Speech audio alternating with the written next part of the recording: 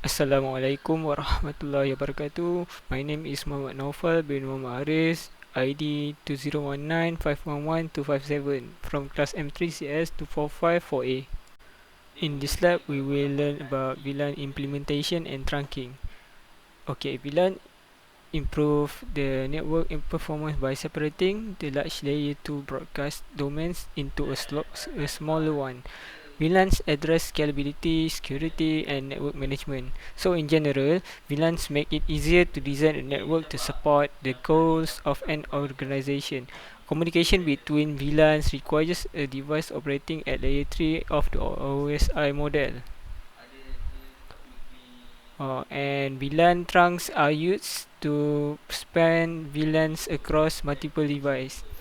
Trunk allow the traffic from multiple VLAN to travel over a single link while keeping the VLAN identification and segmentation intact. Yes, in this lab, we will create VLAN on both switches in the topology, assign VLANs to switch access port, and verify that VLANs are working as expected, and create VLAN trunks between the two switches. As usual, we will configure the basic settings for the switch, such as hostname, password privilege, and disable DNS lookup, and other configurations such as host IP and so on.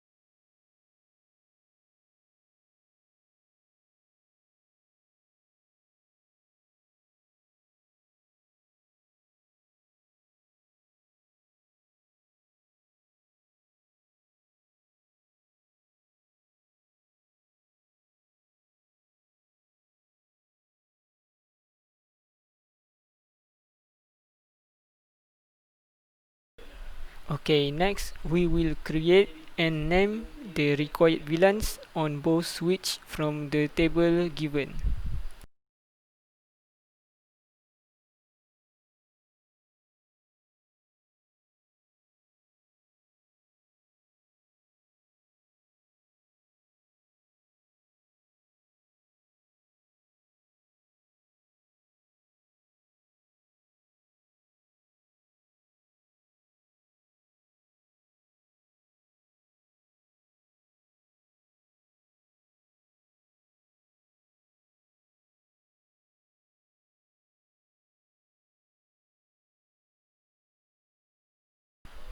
The next step, we will configure the management interface on both switch using the IP address information in the addressing table.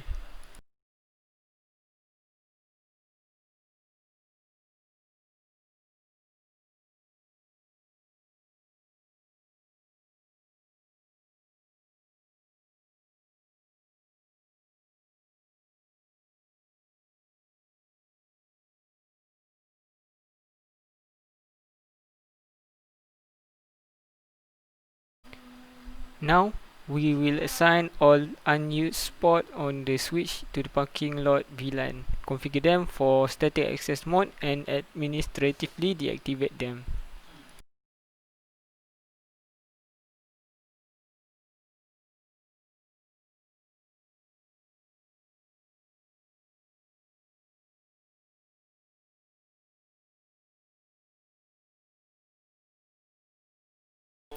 Here on S2, we can see that it is only connected to the FA01 and FA018. So all other unused port will be assigned to the parking lot VLAN.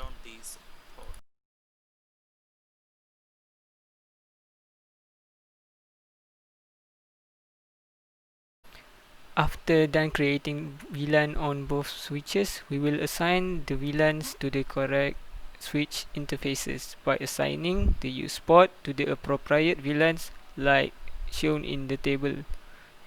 We will configure them for static access mode and verify them after that.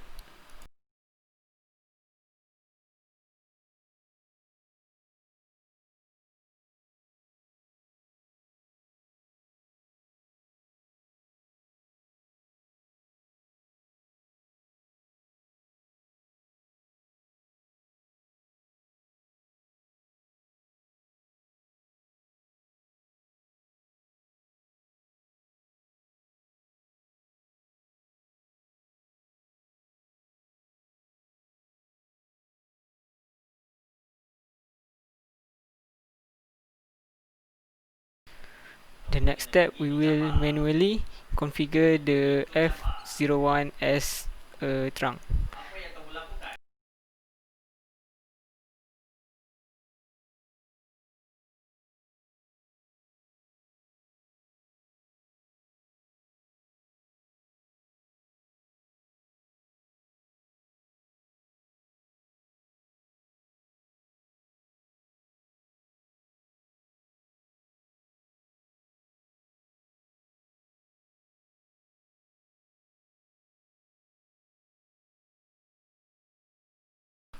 As another part of the trunk configuration, we will specify that only VLANs 10, 20, 30 and 1000 are only allowed to cross the trunk.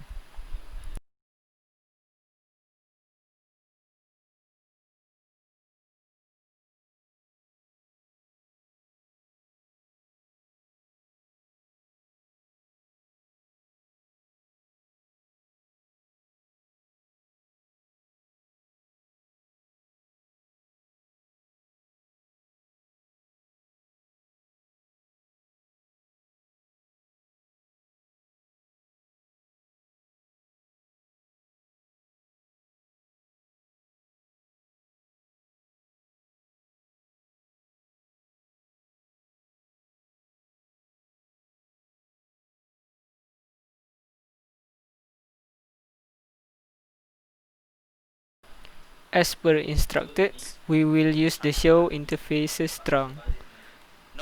Now here we can see that VLANs allowed and active in management domain is only VLAN 10, 20, 30 and 1000.